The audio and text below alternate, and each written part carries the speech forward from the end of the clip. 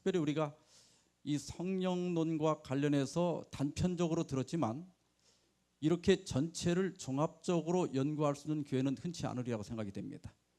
그래서 이 성령론이 정말 우리가 이 시대에 가장 연구해야 될 주제인데 어쩌면 우리가 등한시해 왔는지도 모르겠습니다. 그래서 이번 야영회를 통해서 이 성령에 대한 문제를 우리가 보다 명확하게 이해할 수 있는 계기가 되면 좋겠습니다. 특별히 이번 야영회를 합회장님께서 선교에 초점을 맞춰달라 그렇게 요청을 했어요. 저도 뭐 선교에 관해서 여러 가지 말씀을 준비할 수 있겠지만 가장 더 핵심적인 것, 우리가 방법을 찾을 때 하나님께서는 우리에게 더 근본적인 치료제를, 능력을 제시해 주십니다. 그것은 바로 성령입니다. 그래서 총 주제가 뭐지요 이번에? 길라앗에는 유향이 있지 아니한가, 이런 총 주제를 가지고 성령론을 함께 살펴보도록 하겠습니다. 여러분 받으신 그 교재에 기독교 영성은 제가 연수원에 있기 때문에 영성 문제를 1시간은 다뤄야 되겠다. 그래서 이것은 안식일 예배 때 제가 다루려고 합니다. 그 외에는 오늘부터 시작해서 바로 성령론을 시작하겠습니다. 여러분 받으신 그 교재의 17페이지부터 17페이지 오른쪽에 성령론 거기서부터 시작하겠습니다. 오늘 제가 말씀을 시작하면서 조금 그렇게 반갑지 않은 이야기를 먼저 하면서 시작을 하려고 합니다. 지난 2013년 12월 10일에 기독교 회관에서 교육 목회 포럼이 있었습니다. 거기에서 최윤식 박사는 한국교회 미래를 성찰한다, 이런 제목으로 발표를 했는데, 이 최윤식 박사님이 발표한 그 내용이 2020-2040 한국교회 미래 지도라고 하는 책에 자세히 소개가 되어 있습니다. 이 책에 보면 우리 한국 교회의 주요 전망을 이렇게 하고 있습니다. 전문 미래학자로 활동적인 제가 예측하는 한국 교회의 기본 미래는 암울하다. 창세기 41장에 나오는 애굽 왕 바로의 꿈처럼 한국 교회도 찬란했던 지난 100년간의 부흥기가 끝나고 극심한 흉년이 찾아올 것이다. 인구 센서스 자료를 기반으로 저출산, 고령화의 파급력과 현재 위기 요소들을 고려할 때 2050년이 되면 한국교회는 300만 내지 400만 명 정도로 감소할 수 있다. 10년 전 통계가 650만이었습니다. 그러니까 한국 개신교회가 반토막이 날 가능성이 있다는 거예요. 더 심각한 것은 이 중 60 내지 70%는 55세 이상의 은퇴자로 구성되는 것이고, 주일학교, 우리로 말하면 어린이반이죠. 이 어린이반은 5 내지 10%에 불과할 가능성이 상당히 크다, 그렇게 얘기했어요. 이러한 예측들은 우리의 미래를 상당히 음울하게 그렇게 만들고 있습니다. 그러면서 당면한 현실과 몇 가지 전망들을 이야기하고 있는데, 2050년까지 가지 않더라도 부동산 거품 붕괴와 1, 2차 베이비붐 세대가 은퇴하는 2028년경이 되면 교회의 헌금은 반토막이 나고, 현재도 나타나고 있지만 10년 이내에 빚을 이기지 못하고 부도가 나는 교회가 속출할 것이다. 지금 우리 재림교회도 이 헌금에 있어서 심각한 문제가 이미 드러나고 있습니다. 아직은 충실한 성도들이 많이 계셔서 그래도 헌금이 어느 정도 유지는 되고 있지만, 사실 전체 드리는 11조의 70%가 50세 이상의 성도들에게서 나오는 것입니다. 40대까지 내는 헌금은 30%가 안 되는 거예요. 그러니까 지금까지 이 교회를 지켜왔던 여러분들이 은퇴하고 난 다음에, 경제력이 없어진 다음에 이 교회가 어떻게 될 것인지 심각한 우려를 하지 않을 수가 없습니다. 지난 50년간의 통계를 분석해 보면 기독교인 수는 이미 1990년대 초반 이후 더 이상 늘지 않았고 2000년 이후에는 줄어들고 있다. 지난 30년간의 주일학교 어린이반의 침체는 이제 30, 40대 성도들의 본격적인 감소를 불러왔고 2010년부터 한국교회는 30에서 55세층이 본격적으로 감소하는 국면에 진입했는데 한국교회는 앞으로 30년간 장년층 감소와 55세 이상의 증가, 어린이반의 완전한 쇠퇴가 맞물리면서 늙고 작은 교회로 변해갈 수 있다. 이러한 전망을 여러분들이 쭉 보시면서 저거 터무니없는 얘기 같아요. 얼마든지 일어날 수 있는 일 같습니까? 일어날 수 있는 일입니다. 실제로 여러분 교회를 들여다보면 우리 서울에 기관이 몰려있는 몇 교회나 특별하게 그 젊은 세대가 모이는 몇 교회를 빼고는 지금 30, 40대가 거의 없어지고 있습니다. 제가 몇 년 전에 저희 고향 가까운 지역에 그때 아마 지도자 세미나인가를 갔었어요. 이 교회가 이제 몇 교회가 연합해서 하는데 이 사회를 보고 기도하고 하시는 장로님들이 다 70세가 넘어요. 제가 밥 먹다 물어봤어요. 장로님 몇 세세요? 70세입니다. 장로님 기도하신 장로님 몇 세세요? 73세래요. 다 그래요. 그래서 지금은 장로님들이 계시니까 그렇다고 하고 이 10년만 지나면 장로님들이 80세가 넘는데 그때는 이거 누가 이걸 할 겁니까? 그랬더니 장로님들이 그래요. 우리도 지금 그게 걱정입니다. 지금 시골 교회는 60대만 돼도 젊은 사람 취급을 받는다 그래요. 그렇습니까? 그래서 우리 다음 세대를 누가 이어갈 것인지 지금 걱정하는 시대에 우리가 와 있습니다. 뿐만 아니라 지금 가나안 성도가 100만 명이다. 가나안, 성경에 나오는 가나안이 아니라 가나안을 뒤집어서 읽으면 뭐가 돼요? 안 나가요. 그러니까 신앙을 버리지는 않는데 교회를 안 나가는 사람이 개신교인 가운데 100만 명이에요. 8분의 1입니다. 그러니까 많은 사람들이 교회에서 실망하는 거예요. 교회를 다니면서 상처를 받는 거예요. 그래서 신앙은 가지고 있지만 교회는 안 나가는 거예요. 우리 한국 재림교회 선교 현황을 좀 여러분들이 좀 아셔야 됩니다. 지금 보시면 교인 수는 침례를 계속 받기 때문에 조금씩 계속 올라가고는 있어요. 아주 느리게 올라가죠. 그런데 안교생 수는 여러분들이 보시는 것처럼 거의 답보 상태입니다. 늘지도 줄지도 않아요. 문제는 평균 출석 교인 수가 지금 현저하게 떨어지고 있다는 것입니다. 지난 회기에 비해서 한 회기 동안에 출석 교인 수가 4,000명이 줄었습니다.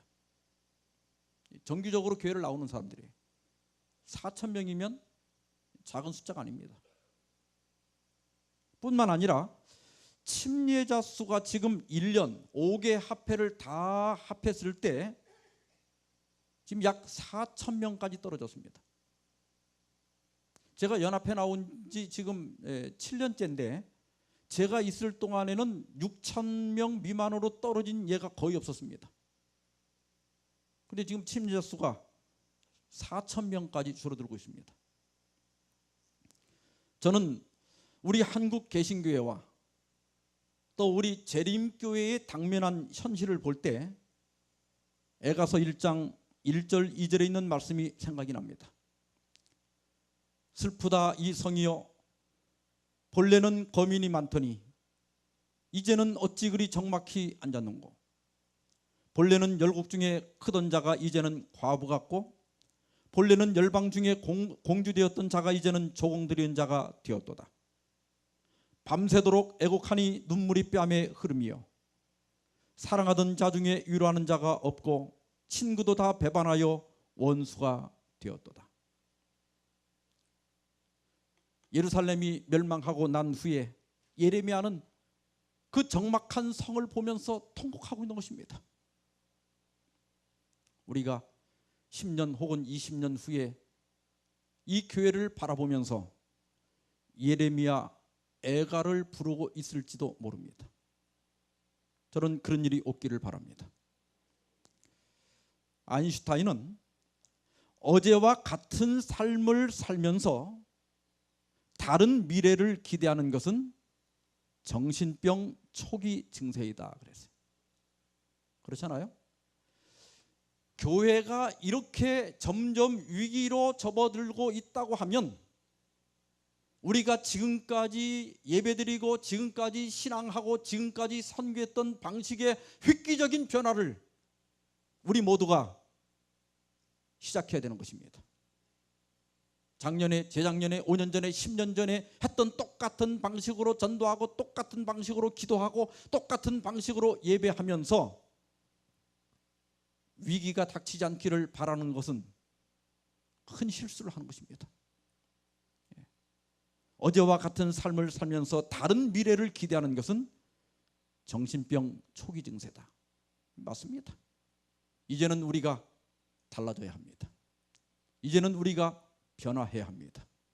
이제는 말할 때가 아니라 우리가 지금까지 말해왔던 것을 행동으로 옮길 때입니다. 그러나 우리에게는 이런 약속이 있습니다. 선지자왕 538페이지 다 같이 한번 큰 소리로 읽어봅시다. 시작. 하나님께서는 당신의 교회를 그 최대의 위기 때에 버리지 않으실 것이다. 하나님께서는 구원을 약속하셨다. 아멘. 이 교회는 사람의 교회가 아닙니다. 이 교회는 하나님의 교회입니다. 하나님은 이 교회가 최대의 위기를 당할 때 결코 이 교회를 버리지 않겠다 약속하셨습니다. 하나님께서 우리 교회를 반드시 구원해 주시라고 저는 믿습니다. 우리가 2000년부터 위기란 말을 했어요. 지금도 위기란 말을 제가 조금 전에도 계속해 왔습니다. 그 현상을 말씀드렸어요. 그런데 위기라고 하는 말을 가만히 보면 위험이라고 하는 말과 기회라고 하는 말을 합친 거예요. 그렇죠? 그러니까 위기는 어떤 때냐면 위태하기도 하지만은 기회도 되는 것입니다. 다시 말하면 많은 경우에 사람들이 위기를 당했을 때 그 위기에서 새로운 기회를 모색했고 그 새로운 시도가 결국은 더 큰 성공을 불러왔다는 것입니다. 위기는 최악의 상황이 아닙니다. 왜냐하면 교회가 아직 망한 것이 아니기 때문에 위기를 느낀다고 하는 것은 우리에게 위험하기도 하지만은 새로운 것을 시도할 수 있는 기회도 된다고 하는 말씀입니다. 사도행전 507페이지 보면 이러한 위기의 시대에 교회가 필요로 하는 것은 바울처럼 자신을 유용한 봉사를 할 수 있도록 교육하고 하나님의 사물의 깊은 경험을 가지며 열심과 정열이 넘치는 일꾼들의 군대이다. 성화되고 자아를 희생하는 사람들이 필요된다. 곧 시련과 책임을 피하지 않을 사람, 용감하고 진실된 사람, 그들의 마음속에 그리스도께서 영광의 소망으로 자리 잡은 사람, 그들의 입술에 거룩한 숯불이 닿아서 말씀을 전파할 사람이다. 하나님은 위기의 때 이러한 사람을 찾고 계시고 저는 이 자리에 있는 여러분들이 바로 그러한 위기에서 교회를 건질 하나님의 일꾼들이 되기를 주의 이름으로 축원합니다. 예레미야는 점점 기울어져 가고 있는 유다를 바라보면서 길르앗에는 유향이 있지 아니한가? 그곳에는 의사가 있지 아니한가? 그런데 내 딸 내 백성이 치료를 받지 못하면 어찌 민고 하고 탄식하고 있습니다. 여러분, 유다 백성이 치료받지 못한 것은 약이 없어서도 의사가 없어서도 아니었습니다. 길르앗에는 유향이 있었어요. 길르앗에는 약이 있었습니다.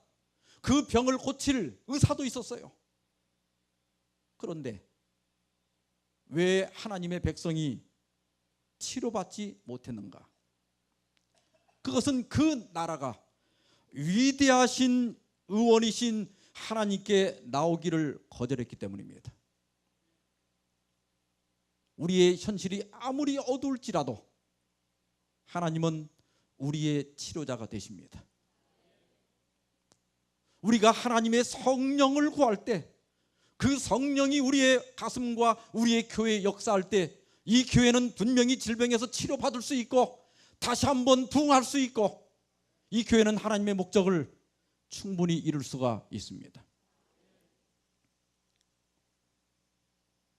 다윗의 후손인 스룹바벨은 고레스 왕의 그 유대인 석방령과 성전 재건의 허락을 받고 4만 한 2천 명이 넘는 유대인들을 거느리고 예루살렘으로 돌아옵니다. 그리고 이제 무너진 예루살렘을 다시 중건하기 위해서 새로운 기초를 놓습니다. 그런데 이제 지대를 놓을 때, 이제 성을 쌓으려고 이렇게 금을 긋는데, 옛날 그 예루살렘의 영광을 바라보았던 노인들이 보고 통곡을 하는 것입니다. 지금 힘으로는 옛날의 그 영광을 되살릴 길이 없는 거예요. 그러나 사실은 그것은 실수였습니다. 제가 고등학교를 졸업하고 대전에서 한 1년 살았어요.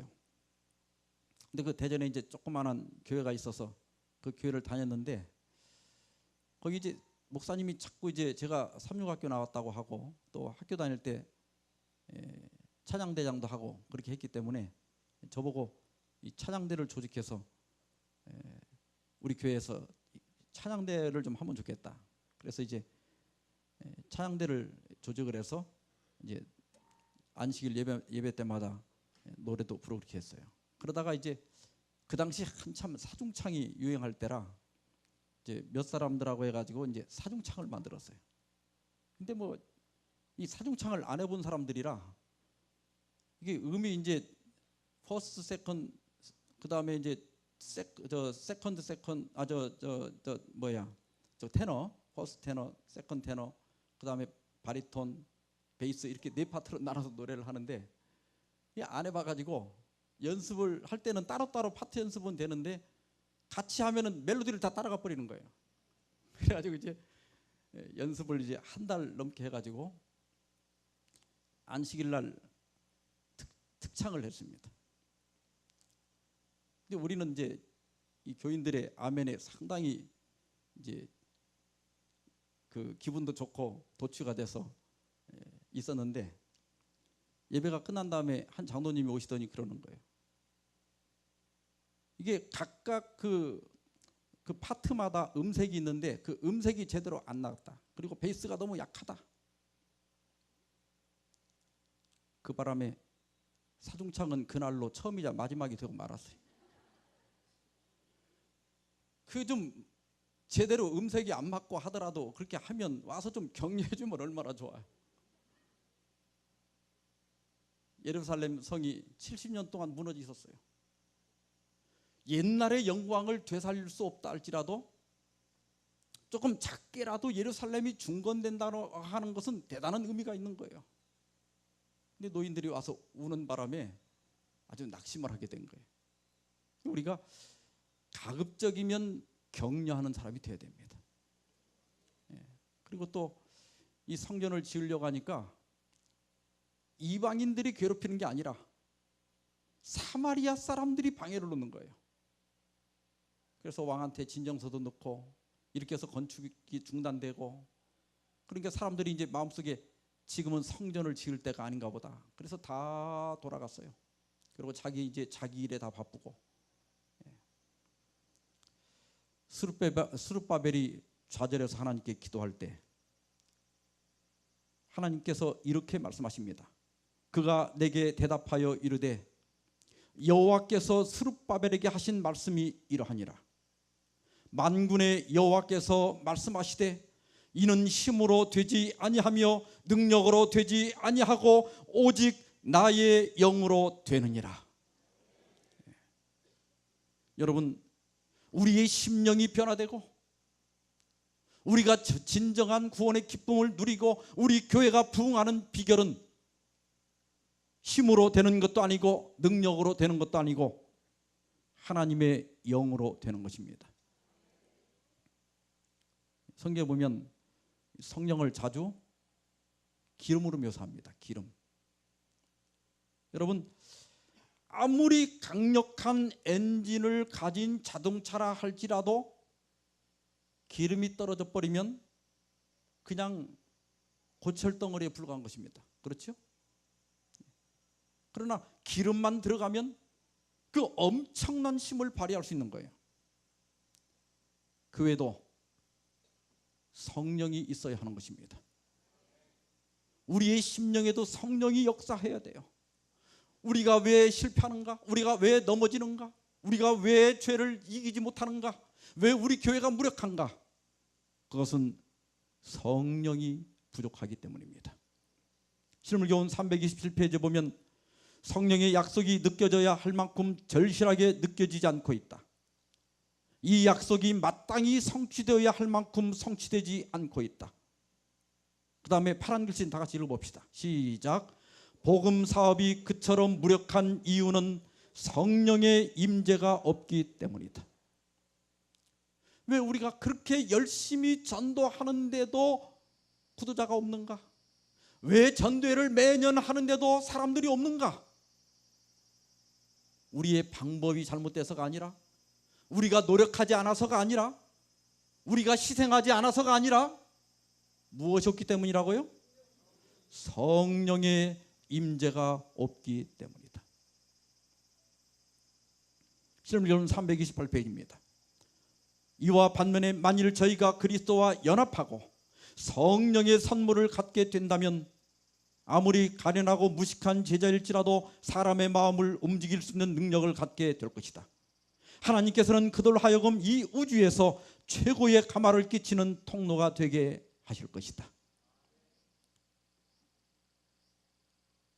우리에게 성령이 계신다면, 우리가 성령의 능력을 경험한다면, 우리가 성령에 대해서 아는 바가 없고 우리 입술이 둔할지라도 성령의 감화하는 능력을 통하여 우리는 사람들을 주님께 인도할 수 있고 생명의 통로가 될 수 있는 것입니다.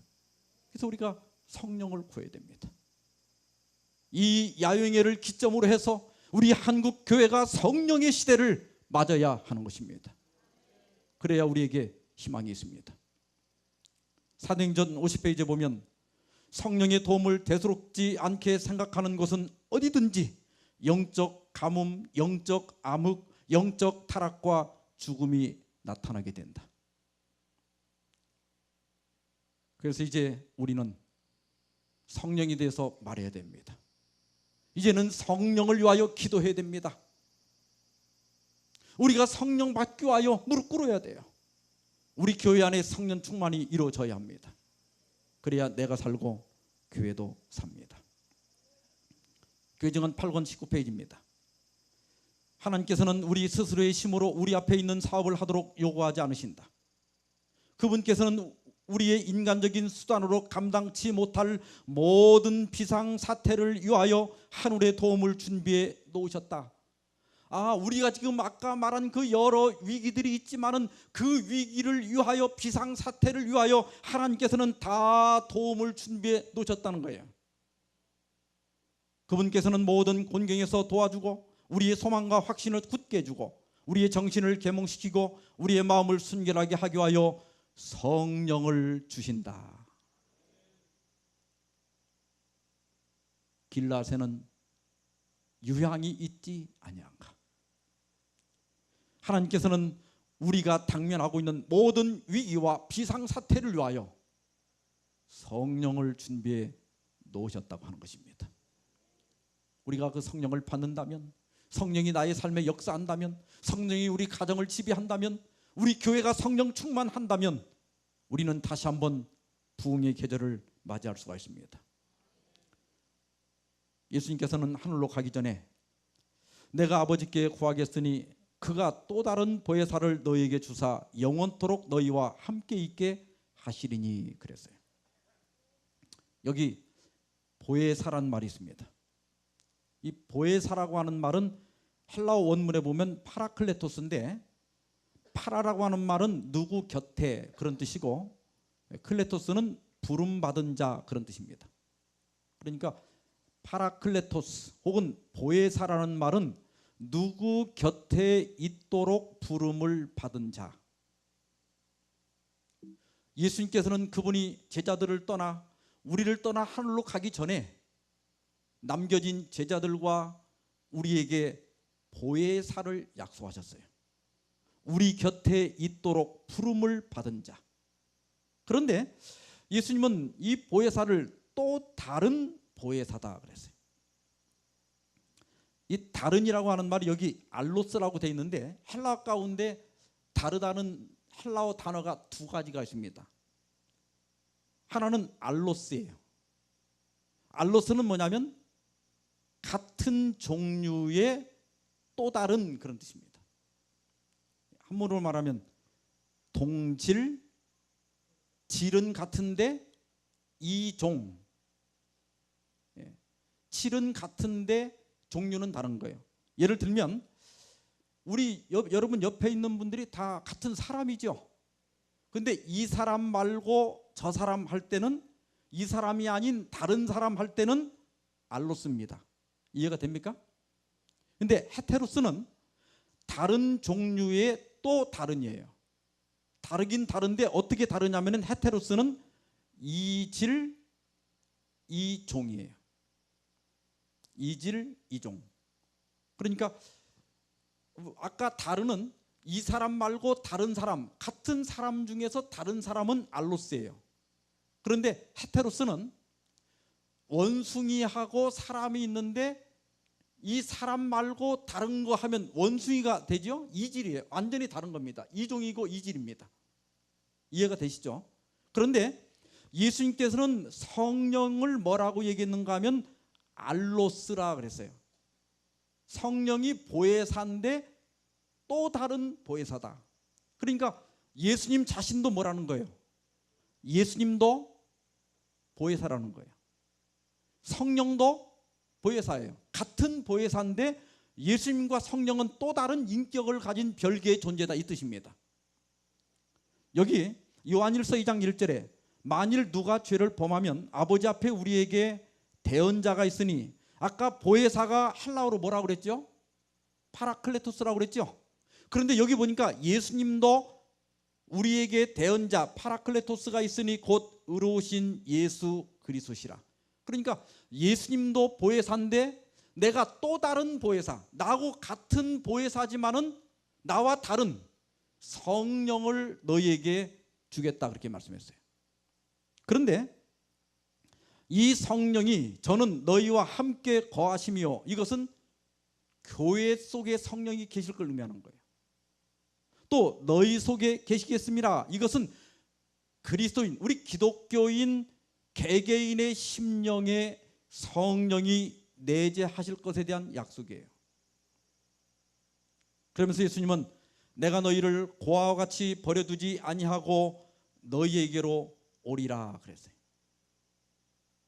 자, 예수님께서 하늘로 승천하실 터인데 내가 다시 오리라, 어떻게 보면 재림 때 오겠지 하지만 이 전체 내용을 읽어보면 재림 때가 아닙니다.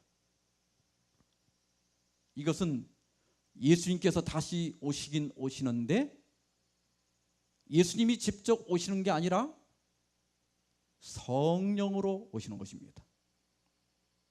그래서 시대소망 669페이지 보면 구주께서 성령으로 모든 사람에게 가까이 계실 것이었다. 예수님께서는 마태복음 28장에서 내가 세상 끝날까지 너희와 항상 같이 함께 있으리라 약속하셨습니다. 그런데 그 예수님이 어떻게 우리와 세상 끝날까지 함께 계십니까? 성령을 통하여 우리와 함께 계시는 거예요. 그래서 시대의 소망 388페이지 보면 그리스도께서 우리 안에 사시는 것은 성령으로 말미암는 것이며 믿음으로 마음의 성령을 받아들일 때 곧 영생이 시작된다 그랬어요. 그래서 우리 안에 성령이 계시면 우리는 이미 영원한 생명을 가진 겁니다.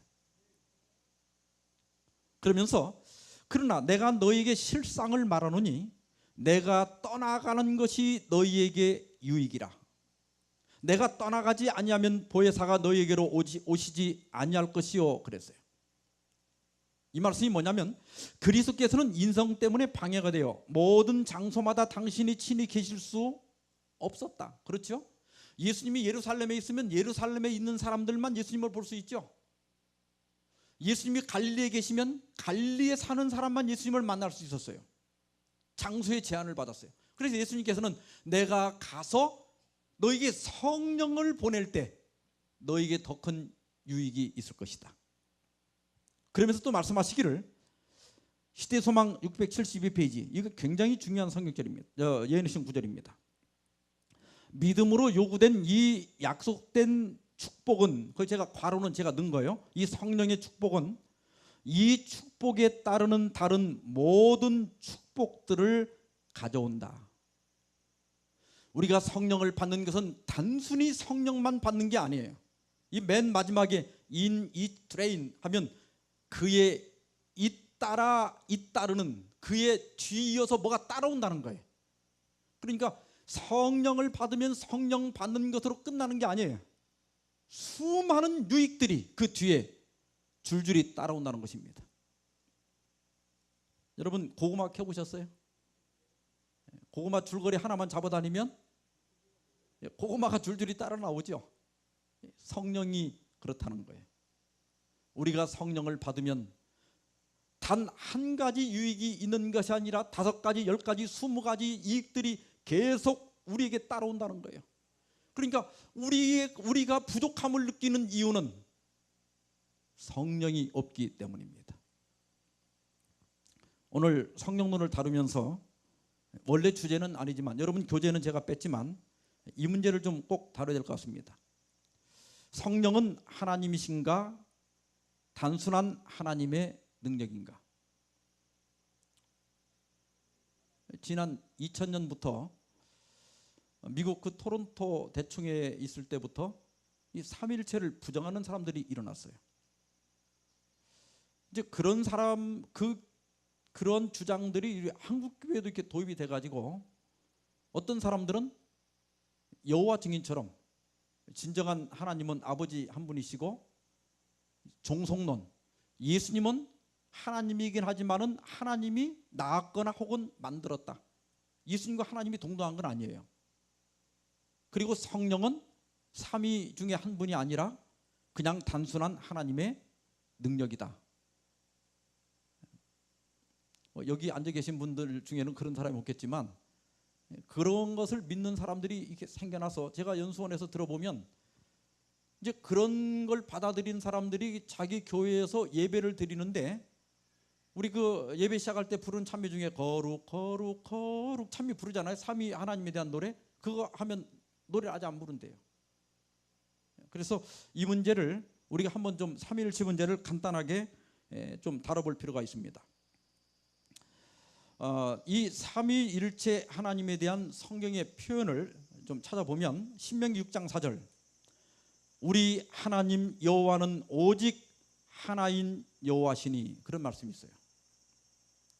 여기 우리 하나님 영어로 로드라고 하는데 로드는 이 유대인들은 여호와라고 하는 말을 발음하지 않으려고 전부 로드로 바꿉니다.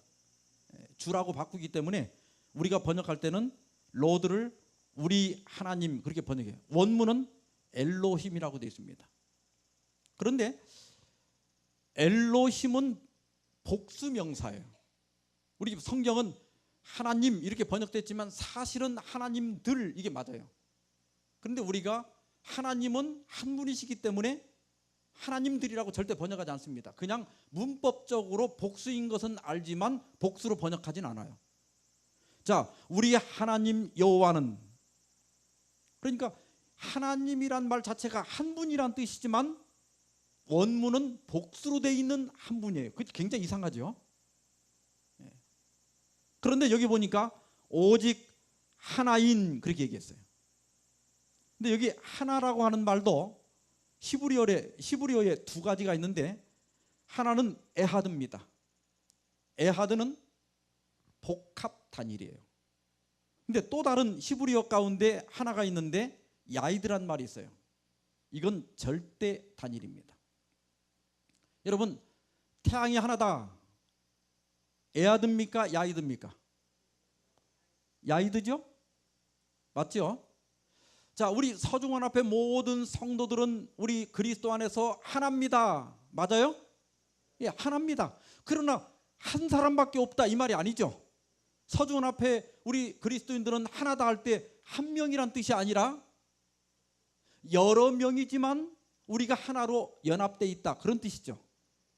그래서 여기 나오는 여호와는 오직 하나인 여호와시니, 우리 개정판에는 개혁성경에는 하나인 여호와시니 그랬는데 개정개혁판에는 유일한 여호와시니, 사실은 그게 맞아요.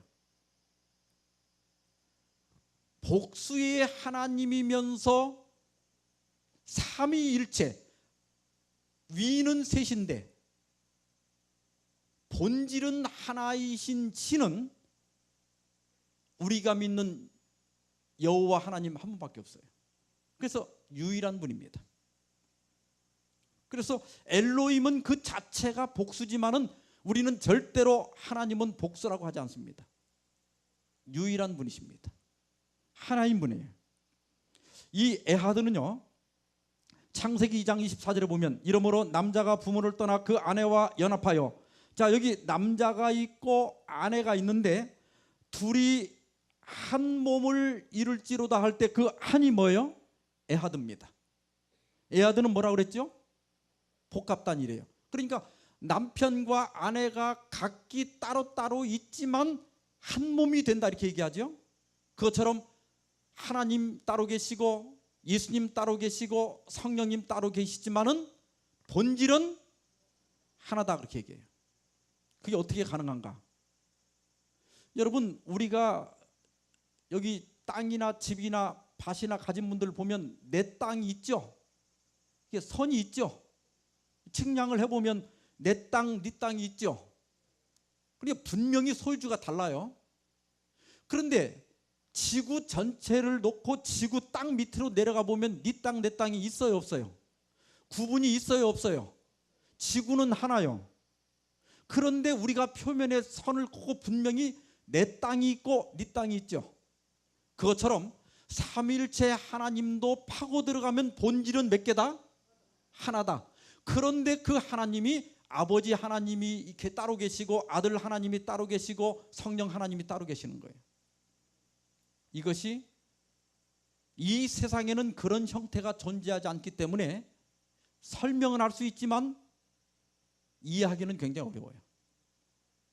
여러분, 제가 이걸 뭐라고 합니까? 이걸 장막붕의 이 교재라고 그러나요? 이 똑같은 책 세 권을 가지고 딱 이렇게 모으면 한 권처럼 보인다고 해서 이게 한 권입니다 그러면 이게 속이는 거죠. 그건 아무리 한 권처럼 보여도 사실은 세 권이죠. 그죠? 세 권을 모아놓으면 세 권이죠. 그런데 제가 물을 손가락으로 찍어가지고 세 방울을 떨어뜨렸어요. 이 컵 안에다가.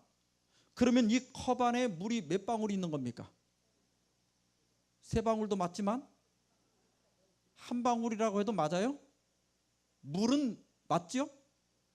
그러니까 이런 책은 세 권을 한 권이라고 하면 말이 안 되지만 물은 세 방울을 한 방울이라고 해도 말이 됩니다. 이렇게밖에는 설명이 안 돼요. 삼일체 하나님은. 그러나 그 하나님은 한 분이시지만은 세 위, 그 위가 자리 위자가 아니에요. 그 위는 인격을 가리키는 거예요.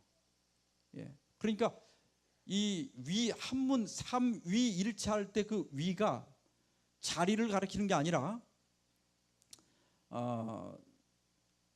우리 옛날에는 여러분이란 말을 한문으로 쓰면 제위라고 썼지요. 제위. 서중원 앞에 성도 제위께. 그러면 그게 현대말로 하면 제 여러 위가 뭐죠?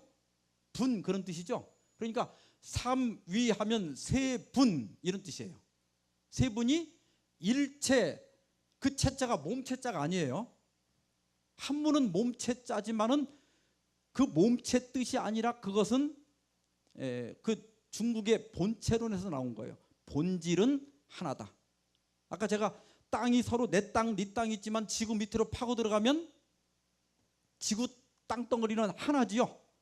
그것처럼 일체는 위, 세 분이지만은 본질은 뭐다? 하나다. 그런 뜻이에요. 이런 하나님은 이 세상에 이런 신은 없어요. 우리가 믿는 여호와 하나님만이 유일한 분입니다. 그래서 유다서 1장 4절에 이제 여기 영생은 곧 유일하신 참 하나님과 그의 보내신 자 예수 그리스도를 아는 것이다. 그 여호와 증인들하고 그 다음에 우리 교인들 가운데 성령을 안 믿는 뭐 몇 사람 안 됩니다만은 그런 사람들이 주장하는 게 이 성경절이에요. 봐라, 유일하신 참 하나님이 있고 그 하나님은 유일하다. 그 아버지 하나님은 한 분밖에 없다. 진짜 참 하나님은. 그 다음에 그의 보내신 자 예수 그리스도, 이렇게 얘기했어요. 그러니까 참 하나님이 있고 예수님은 그 참 하나님보다는 못하다는 거예요. 왜냐하면 그 아버지 하나님은 여기 유일하다고 그랬으니까. 예수님은 그 아버지 하나님과 같을 수 없다는 거예요. 그런데 여기 유일하신이란 말이 헬라어의 모노스인데 유다서 1장 4절에 보니까 홀로 하나이신 주제 곧 우리 주 예수 그리스도를 이렇게 얘기했어요. 여기 보니까 예수님도 뭐라고 그랬죠? 하나. 예수님도 뭐라고 그랬어요? 모노스라고 그랬어요. 그러니까 아버지 하나님만 모노스가 아니고 예수님도 뭐다? 모노스다. 또 요한일서 5장 20절에 그 끝부분만 보겠습니다. 또한 우리가 참된 자 곧 그의 아들 예수 그리스도 안에 있는 것이니 그는 참 하나님이시오. 보니까 아버지 하나님만 유일한 분이 아니라 예수님도 유일한 분이고 아버지 하나님만 참 하나님이 아니라 예수님도 여기 뭐라고 그랬습니까? 참 하나님이다 그랬어요. 그러니까 예수님도 참 하나님이시고 유일한 분이세요. 자, 요한복음 1장 1절에 태초에 말씀이 계시니라 14절에 이 말씀이 하나님과 함께 계셨으니 이 말씀은 곧 뭐라고 그랬죠? 하나님이라. 이 말씀이 누구죠? 예수님이에요. 또 예수님은 요한복음 10장 30절에서 나와 아버지는 하나이니라, 같은 분이란 뜻이에요. 또 빌립보 2장 6절에 그는, 예수님은 근본 하나님의 본체시나. 여기 본체라고 하는 말은 어떤 것의 본질, 그런 뜻이에요. 이게 예수님도 본질은 뭐였다? 하나님이셨다.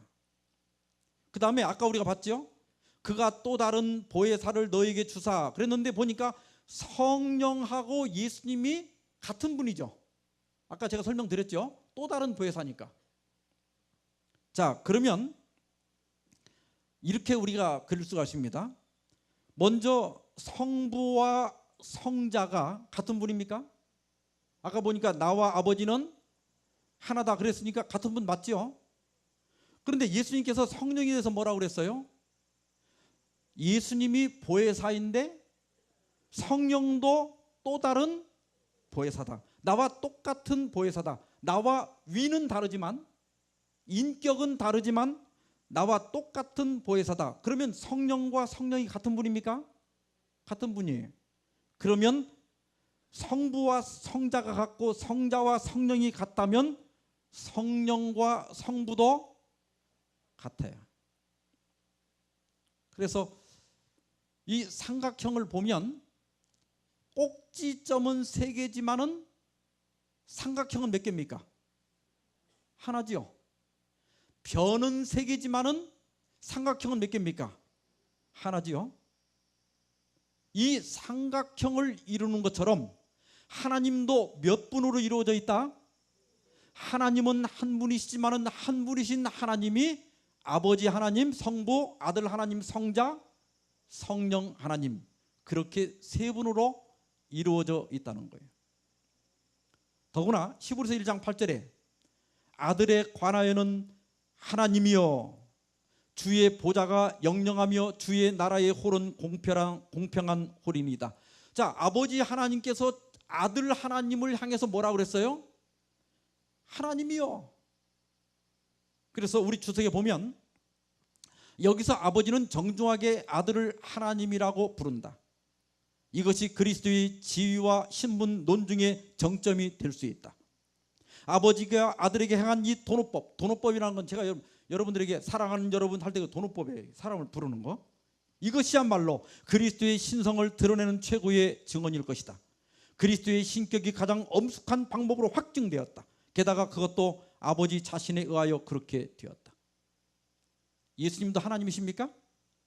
예, 아버지 하나님과 똑같은 하나님이에요. 그렇다면 성령은 어떤 분인가? 자, 사도행전 5장 3절에 보면 그 아나니아가 거짓말로 자기 재산 일부를 숨겼을 때 베드로가 말합니다.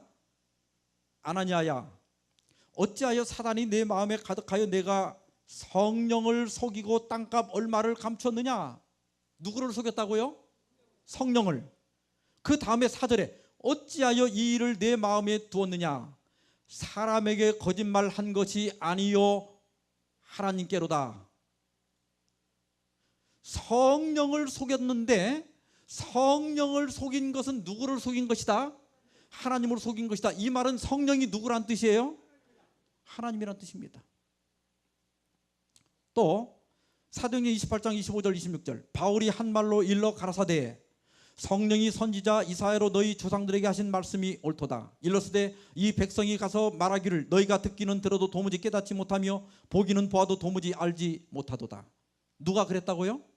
성령이. 그런데 이게 이사야서를 인용한 건데 이사야 6장 9절입니다. 여호와께서 가라사대 가서 이 백성에게 이르기를 너희가 듣기는 들어도 깨닫지 못할 것이요 보기는 보아도 알지 못하리라. 똑같은 말이죠. 그런데 이사야서에는 여호와라고 그랬는데 사도행전은 누구라고 그랬어요? 성령이라고 그랬죠. 그러면 이 성령이 곧 누구란 뜻이에요? 여호와 하나님이란 뜻입니다. 맞습니까? 자, 또 봅시다.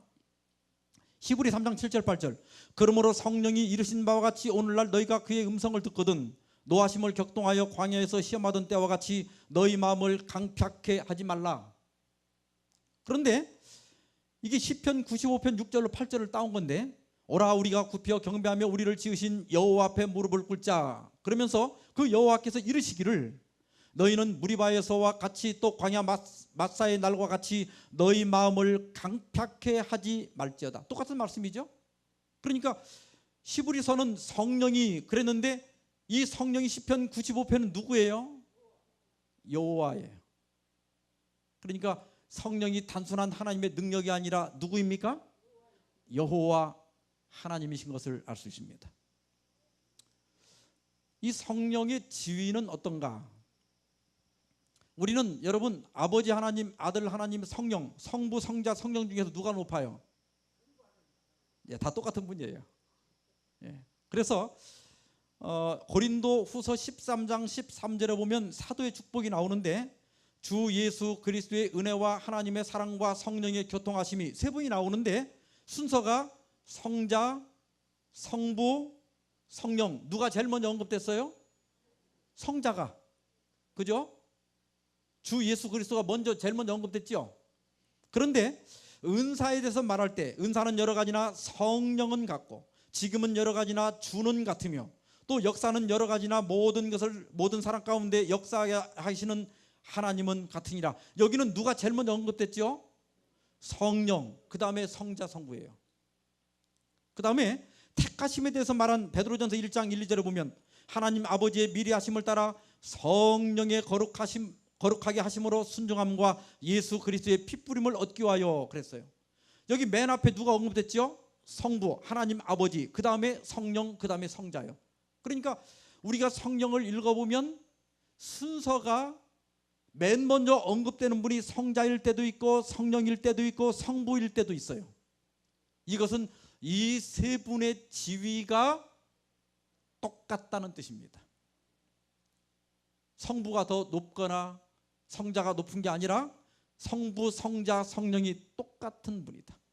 그래서 누구를 먼저 언급한다 할지라도 전혀 문제가 없다. 근데 우리가 하나님 아버지 이름을 부르면서 아버지께도 기도하고, 때로는 우리가 아이들에게 기도를 가르치면서 예수님 이렇게 부르라고 그래요. 근데 많은 사람들이 성령님은 부르지 않습니다.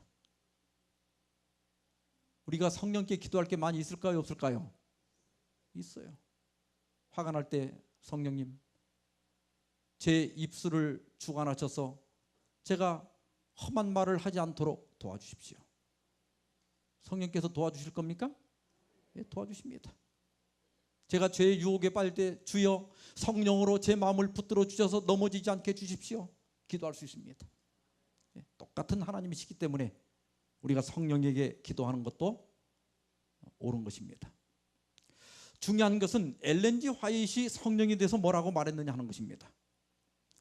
목사에게 보내는 권면 392페이지, 악은 세기들을 거쳐가며 축적되어 왔고 성령, 신성의 제3위 되신 분.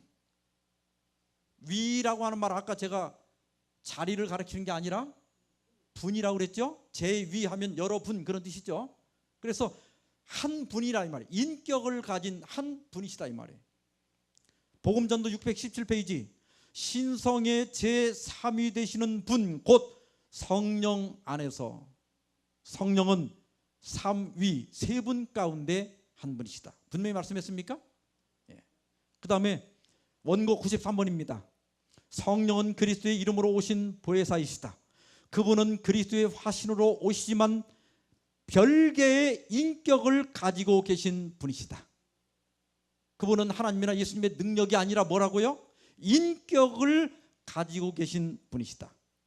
복음전도 616페이지, 하나님께서 당신의 개성을 가지고 계신 것과 마찬가지로 하나의 개성을 가지고 계신 성령께서는 하나님이 개성을 가지고 있는 것처럼 성령도 뭐를 가지고 있다? 개성을 가지고 있다.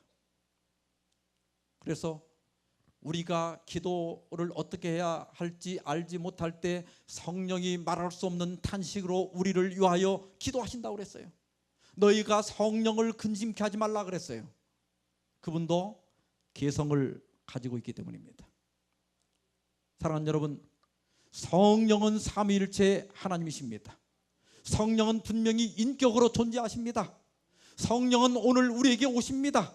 각 신자의 마음속에 역사하시고 우리 교회에 역사하시는 분이십니다. 교증언 9권 40페이지 보면 하나님께서는 성령의 선물로 그분의 백성을 생기롭게 하시고, 뭐하게 하신다고요? 생기롭게 하시고, 성령이 있는 곳에는 생기가 있는 것입니다. 성령이 있는 곳에는 기쁨이 있습니다. 성령이 있는 곳에는 감동이 있어요. 우리를 생기롭게 하는 것입니다. 그분의 사랑으로 그들을 새롭게 침례주기를 원하신다. 우리는 일생의 침례를 한 번 받지만 성령으로 매일 침례를 받을 수 있어요. 성령으로 우리는 매일 새로워질 수 있습니다. 우리가 어제까지는 실수했다 할지라도 오늘 아침 성령의 침례를 받음으로 어제까지의 삶을 청산하고 새로운 삶을 오늘 또 다시 시작할 수 있는 거예요. 성령은 우리를 날마다 새롭게 침례해 줄 수 있는 분입니다.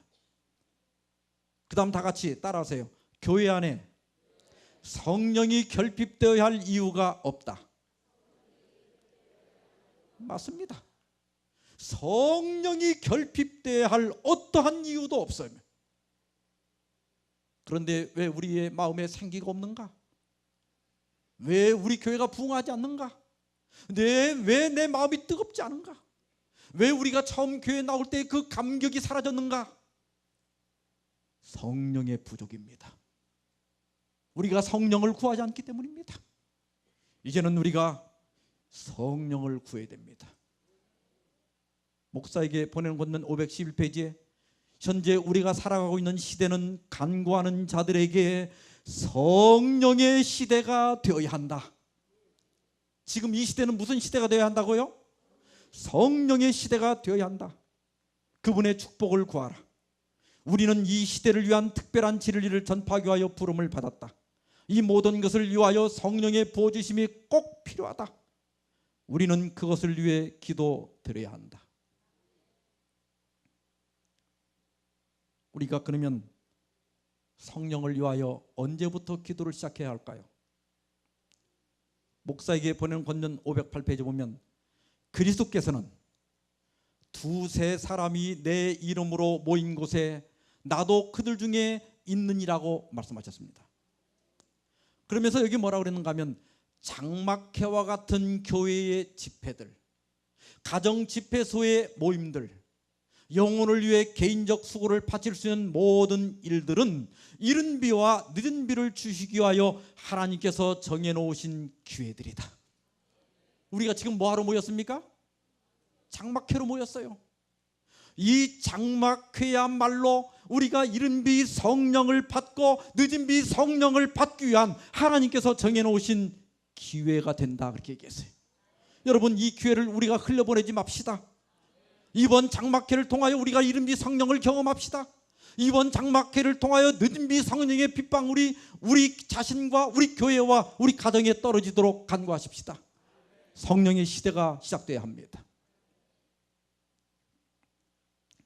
저는 초기에 지금 선교 현황이 어떤가 여러분들에게 말씀드렸습니다.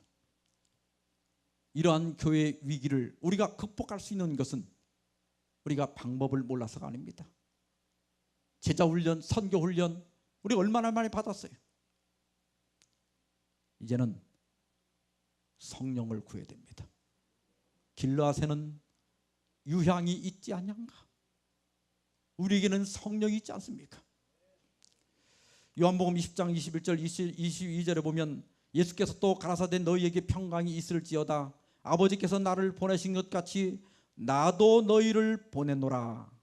이 말씀을 하시고 저희를 향하사 숨을 내쉬며 가라사대 성령을 받으라. 예수님이 12제자를 파송하실 때 파송하시면서 뭘 받으라? 성령을 받으라. 이건 오순절을 앞두고 빗방울이 지금 비가 본격적인 비가 떨어지기 전에 몇 방울이 떨어진 거예요. 여기 선교에는 반드시 성령이 수반됩니다.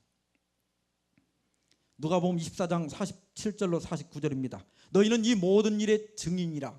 증인이라. 볼지어다 내가 내 아버지의 약속하신 것을 너희에게 보내니 너희는 위로부터 능력을 입히울 때까지 이 성에 유하라. 자, 증인에게 반드시 중요한 게 뭐냐면 나가서 빨리 전하는 열정이 아니라 그 열정 전에 뭘 기다려야 됩니까? 능력을 기다리라는 거예요. 사도행전 1장 8절에도 오직 성령이 너희에게 임하시면 너희가 뭘 받고? 권능을 받고 예루살렘과 온 유대와 사마리아와 땅 끝까지 이르러 내 증인이 되리라. 우리가 선교에 성공하는 비결은 성령을 받는 거예요. 누가복음 9장에 보면 예수님께서 12제자를 이제 안수하시고 파송하실 때 12제자를 불러 모으사 모든 귀신을 제어하며 병을 고치는 능력과 권세를 주시고 하나님의 나라를 전파하며 앓는 자를 고치게 하려고 내어 보내시며 그랬어요. 여기 예수님께서 제자들에게 주신 것이 두 가지입니다. 하나는 뭐요? 능력. 또 하나는 뭐지요? 권세예요. 그런데 이 능력이란 말은 원문에 보면 디나미스입니다. 헬라어로 디나미스. 권세라는 말은 엑수시아예요. 이 디나미스와 엑수시아가 어떻게 다른가? 엑수시아는 어떤 지위를 갖게 되는, 가짐으로 갖게 되는 능력입니다. 요한복음 1장 12절에 영접하는 자 곧 그 이름을 믿는 자들에게는 하나님의 자녀가 되는 권세를 주셨으니, 예수 그리스도를 믿고 침례를 받은 사람은 지금 어떤 지위를 가지고 있어요? 하나님의 자녀가 되는 권세를 가지고 있습니다. 하나님의 자녀라고 하는 지위를 갖고 있어요. 자동차로 말하면 면허증을 딴 거예요. 운전면허증을 딴 거예요. 근데 면허증 땄다고 바로 길거리 나가서 서울 한복판에서 운전할 수 있습니까? 없습니까? 없지요. 그 다음에 뒤나미스는 어떤 일을 수행할 수 있는 능력입니다. 누가복음 24장 49절에 너희는 위로부터 능력 뒤나미스를 입히울 때까지 이 성에 유하라. 지위를 갖는다고. 우리가 침례를 받으면 그리스도인이라고 하는 지위는 가지고 있지만 모든 그리스도인이 선교를 다 할 수 있는 건 아니에요. 거기 반드시 뭐가 있어야 됩니까? 뒤나미스가 있어야 돼요. 여러분이 선교 훈련을 받고 성경절을 암송한다고 해서 전도를 잘하는 게 아니라 반드시 우리가 선교할 수 있는 지위는 가지고 있지만 뭐가 있어야 돼요? 능력이 있어야 돼요. 이 뒤나미스라고 하는 말에서 다이너마이트란 영어가 유래됐습니다. 다이너마이트가 뭔지 아시죠?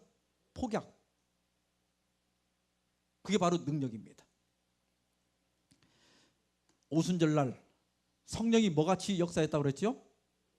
불의 혀같이. 그래서 그 제자들이 성령의 충만함을 받았을 때 어떤 결과가 일어납니까? 사도행전 2장 41절에 보면 그 말을 받는 사람들은 침례를 받음에 그날에 그 하루에 제자의 수가 몇 명? 3천이나 더하더라. 여러분, 예수님의 제자들이 성령을 받지 못했을 때는 그들이 얼마나 나약한 사람들이었습니까?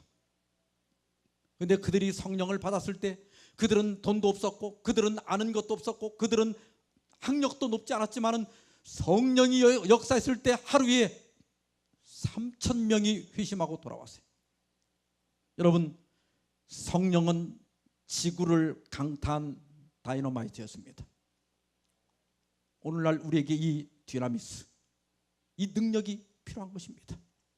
우리가 그렇게 성경절을 외고 제자 훈련을 받고 열심히 집집 방문을 다니고 선교를 하지만 선교가 안 되는 이유는 우리가 지식이 없어서가 아니라 우리에게 성령의 권능이 부족하기 때문입니다. 그래서 우리는 성령의 능력을 구해야 됩니다.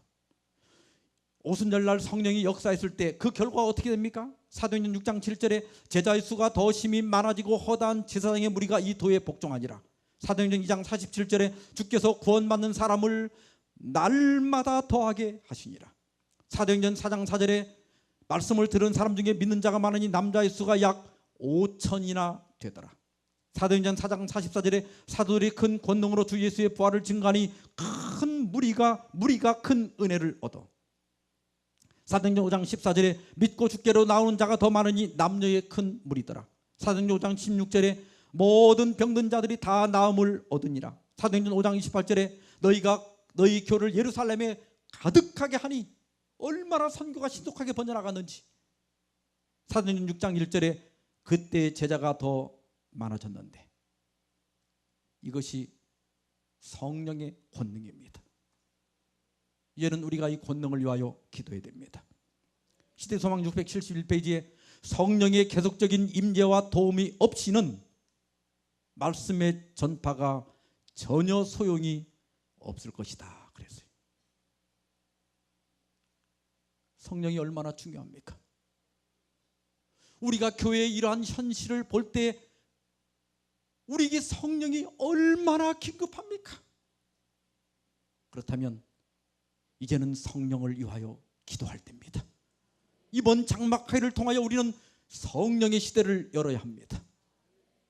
이때가 바로 이른 비와 늦은 비 성령을 받을 때입니다.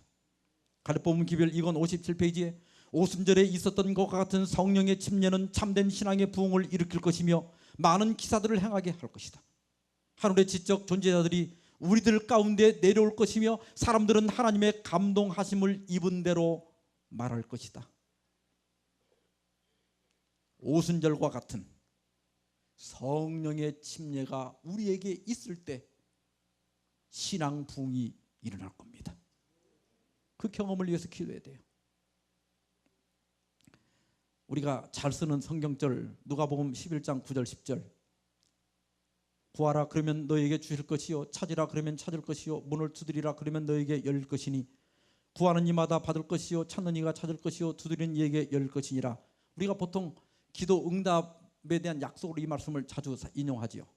그런데 11절에 보면 너희 중에 아비된 자 누가 아들이 생선을 달라 하면 생선 대신에 뱀을 주며 알을 달라 하면 전갈을 주겠느냐. 너희가 악할지라도 좋은 것을 자식에게 줄 줄 알거든 하물며 너희 천부께서 구하는 자에게 성령을 주시지 않겠느냐 하시니라. 여기 구하라, 찾으라, 두드리라. 사실은 이 말씀은 뭐 돈 벌게 해주세요, 우리 아들 뭐 좋은 데 합격하게 해주세요, 그런 것보다는 사실 직접적인 말씀, 이 말씀의 의미는 뭐에 대한 약속입니까? 성령에 대한 이야기예요. 누구든지 성령을 구하는 자에게는 성령을 부어주시겠다는 약속입니다. 이것이 우리가 능력을 받을 수 있는 수단임에도 불구하고 왜 우리는 성령의 선물에 줄이고 목말라 하지 않는가?